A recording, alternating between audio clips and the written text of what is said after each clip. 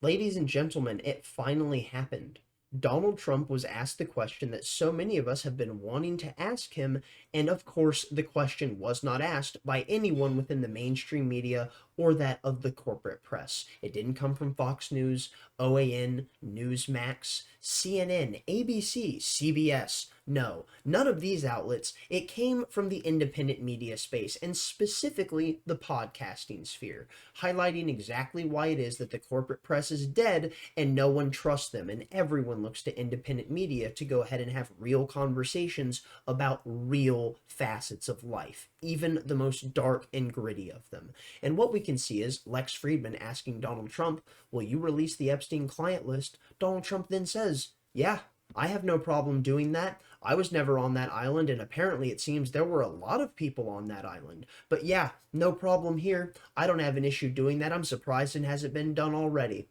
Isn't that just remarkable? Because for all of the different things that they've used to tar and feather Donald Trump, every single time he talks about the Epstein client list, they try and talk about how he had ties to Jeffrey Epstein, the financier. Meanwhile, there are literally conversations and evidence provided in the past that Donald Trump had kicked Jeffrey Epstein out of Mar-a-Lago for sexually harassing a underage individual. And not only that, what we can see is from a clip that we will be playing that we have shown before on this channel when talking about this topic of Jeffrey Epstein and Ghislaine Maxwell.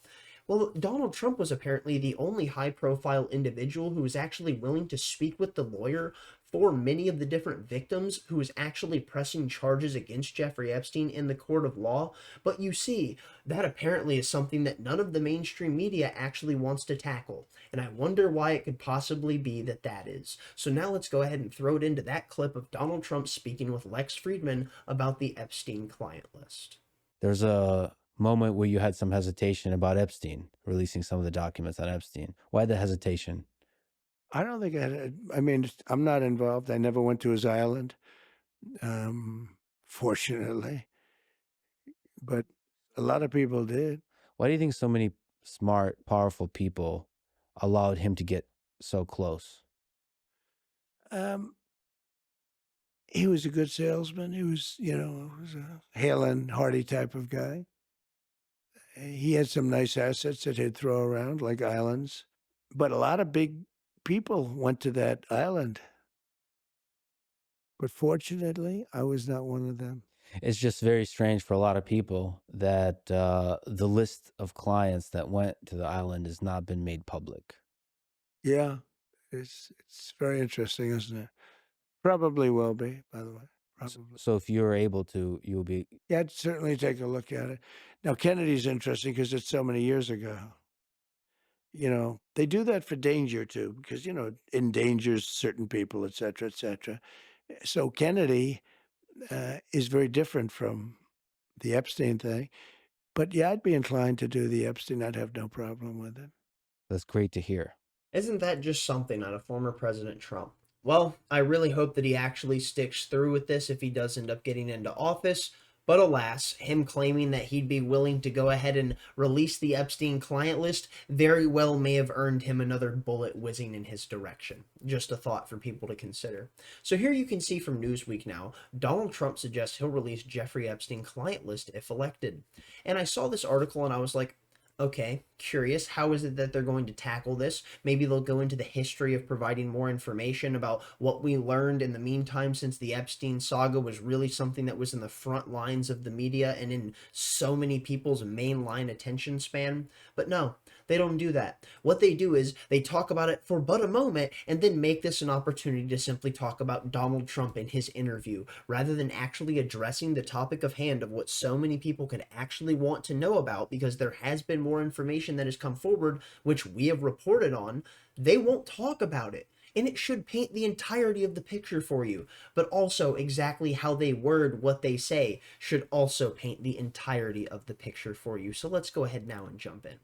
Here we see former President Donald Trump sat down with the popular podcaster Lex Fridman for an interview that was released Tuesday, continuing his strategy of engaging with influential online personalities, suggesting he might release a list of individuals associated with Jeffrey Epstein if voters sent him back to the White House in November. Epstein's murky life as an accused sex trafficker has been a topic of intense interest and speculation since his death by suicide 5 years ago. Pause. Let's go ahead and reread that real quick. Since his death by suicide 5 years ago. I can't believe that we are in 2024, and I have to say this, Jeffrey Epstein did not kill himself. Partly due to Trump's association with the late financier and sex offender who also had links to high-profile Democrats like former President Bill Clinton, when asked why a list of people connected to Epstein hasn't even been made public, Trump suggested that he would certainly take a look at it if given the opportunity. I'd be inclined to do the Epstein list. I'd have no problem with it, Trump said.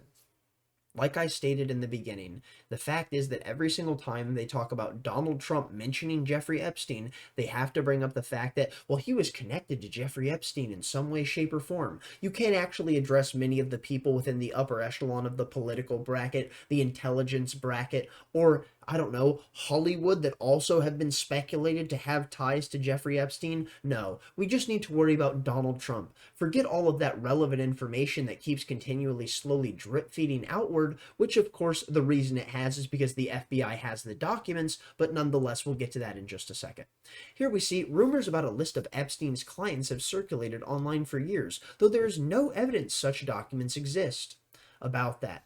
Various court documents related to the sprawling Epstein legal saga have been unsealed, including the names of many of his associates, but nowhere is there a client list mentioned in the numerous lawsuits and criminal investigations related to him or his death in 2019. Okay, so let's go ahead and touch on this because, of course, Newsweek isn't going to. After this, they proceed to talk about the rest of the interview with Lex Fridman rather than talking about the story that is the Epstein Saga. Absolutely insane. Of course, what you would need to realize is the FBI has the data. They have all of this relevant and pertinent information. There is a leaked list that is out there on the dark web that you can go find. In fact, we read some of it here in the past, and I caught a strike from YouTube for doing so. Quite interesting that. Anyways, what I find most fascinating about this specifically is that the FBI not only has the list, but they have a treasure trove of documents and DVDs from when they raided Jeffrey Epstein's home and went into his multiple safes, getting a litany of different pieces of information that is most certainly crucial to the blackmail operation that was very clearly at hand. But do we get any information on that? No. The FBI just sits there and keeps their mouths shut. How is it that people that are working for an institution such as this could sleep at night knowing what they are sitting on, what they are not releasing to the world? And the fact is that them knowing about Jeffrey Epstein in the mid-90s, not acting on it, the amount of children that were then precipitously preyed upon because of this is absolutely horrific. So now let's go ahead and throw it into this clip from the Sean Ryan show where what I just talked about is being explained in detail real quick, and then we'll jump on with the rest of this video. Where is the black book now? The FBI has it. The FBI did a sting. Alfredo Rodriguez, we talked about a little bit earlier, he wanted to sell the black book to one of the attorneys that was launching civil suits at Jeffrey Epstein that was representing some of the victims. And he called the attorney, and the attorney called the FBI, and the FBI did a sting. So the FBI has the black book. I was fortunate enough to get a copy of it. So the FBI has the black book. They've done nothing with it. When Epstein got taken down, the FBI opened his safe, and he had hundreds of DVDs. So they have all the DVDs. They have all the DVDs. They have the black book. They literally have They have everything. everything. Nothing is happening. What's your opinion of the FBI nowadays? In this case, it's obviously unbelievably corrupt. The FBI knew about Jeffrey Epstein in 1996. We know that for a fact. If the FBI had acted on Maria Farmer's information, think of all those girls that could have been saved. So not only did the FBI know what was going on with Jeffrey Epstein since the 90s, we also saw that actually there was an independent investigation being run by ABC, helmed by Amy Robach, into Jeffrey Epstein and many of the different allegations that had surfaced surrounding him. But what happened? The story was killed by the outlet, and I wonder why that could be. But you know what's most interesting about the nature of how that specifically evolved? Well, when the Jeffrey Epstein saga, as we know it today in its current iteration, information came to fruition, what happened? There was a hot mic in a video that came forward of Amy Robach behind the scenes doing what? Effectively throwing a temper tantrum, claiming it was my story, it was mine, I had it, we had all of the information, we had the witnesses, and they killed the story, it was mine. Isn't that just something? Only worried about the fact that the story was stolen from her, not about the innocence that was stolen from all of these people who were preyed upon by Epstein and his accomplices. No. And that in itself is just a perfect example of why you should despise the journalist class. So now let's go ahead and jump on with the rest of this Newsweek article to highlight another reason of exactly why I despise them. Here you can see the question about Epstein came as part of a freewheeling conversation in which Trump and Fridman discussed UFOs and the assassination of President John F. Kennedy, both long-standing fodder for conspiracy theories. When asked if he would push the Pentagon to release more footage of UFOs, Trump said that he would. And then this just goes on to talk about the rest of the interview, not actually talking about the nature of the little stepping stones that we understand that have come forward surrounding things like the Epstein Saga, the ties of Ghislaine Maxwell to the fact of, I don't know, Mossad, and how her father, Robert Maxwell, is one of the most well-known and prolific Mossad operators in the history of the organization. But of course, we can't talk about things like this or any of the information relating to it. We just need to move on to talk about Donald Trump, because that's the only thing that the corporate press can ever talk about. Moving on now, we jump over here to the Daily Caller to something that I thought was quite interesting, because every single time that I see the media talk about Donald Trump and his suspicious ties to Jeffrey Epstein, something like this is always what comes forward to me. Lawyer for Epstein's victim says Trump was the only powerful figure who helped him with the investigation. I'll never forget the first time I stumbled upon this information, because I didn't even believe it. I was like, there's no way. Donald Trump was actually there to give credible, relevant information and was willing to sit down and give this man the time of day, time being the most valuable currency being one of the most valuable things in Donald Trump's eye. Well, it truly blew my mind, and I must admit, it really allowed me to cast an even wider net on those within that of the political, media, and elite class that won't give any bit of time of day to people who are trying to ask questions as important as what this lawyer was asking. So let's jump in and see what this article has for us for but a moment. Here we see a video resurfaced Tuesday of attorney Bradley Edwards discussing former President Donald Trump's attitude and actions towards late child sex trafficker Jeffrey Epstein following the latter's first arrest. Edwards has represented more than 70 victims of Jeffrey Epstein since 2009. Reading that again just to emphasize. 70 victims of Jeffrey Epstein since 2009, and these are just the ones that this lawyer knows of and is representing, and is largely credited with helping bring the child sex trafficker to justice. Kudos to you, my man. I tip my hat to you, and I wish you a wonderful life of nobility and justice, which is exactly what you are providing to so many of these people who were preyed upon by this monster and his fucking cronies. Here we see, in a video that circulated online Tuesday and originally released by the Conscious Resistance News Network in 2018, Edwards told the site founder Derek Braun's about his perspective on Trump's involvement in the situation. Braun cited a case brought against Trump by two former alleged victims of Epstein, which was dropped before reaching court, and asked Edwards his opinion of the validity of these claims. Obviously, our current president has had relationships with Epstein in the past, and there are those Katie Johnson and maybe other victims who have accused Trump of being involved in things like this. In my experience, Trump supporters will not listen to anything along those lines. Obviously, we're not a court of law here right now, but are those claims of that case was dropped? It was dropped before it went to court. In your opinion as a lawyer and your experience, is there anything you can say as to the validity of those claims, or whether or not there will be any more about that? Nothing at all.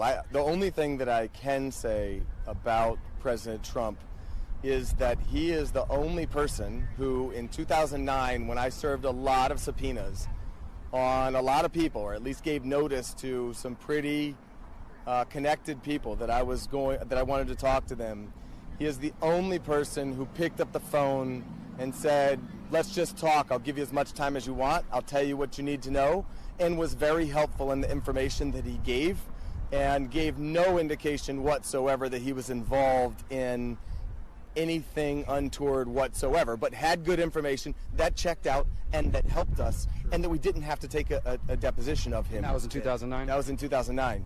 So, do you know if there's any truth to James Patterson's claims that Trump kicked Epstein out of Mar-a-Lago? I've definitely heard that. It's honestly stunning that this is something that's real. The fact is that Donald Trump was willing to give this lawyer the time of day, which time being the most valuable currency being one of the things that Donald Trump cares about most. It's quite fascinating to see the nature of how this had unfurled. But the thing that I find most remarkable is that Trump actually kicked Epstein out of Mar-a-Lago for sexually assaulting a minor. So clearly we see that there's a major discrepancy between the individual himself and Jeffrey Epstein if they have been at odds over something such as this. There are photos of Donald Trump with Jeffrey Epstein, but they're roughly 20 years old, so it would have been before he had actually kicked him out of these properties. So it's quite interesting just solely for the fact of understanding that there could have been a business relationship, and Donald Trump very well could have been one of those people that ended up on one of these islands, and we would be having a totally different conversation.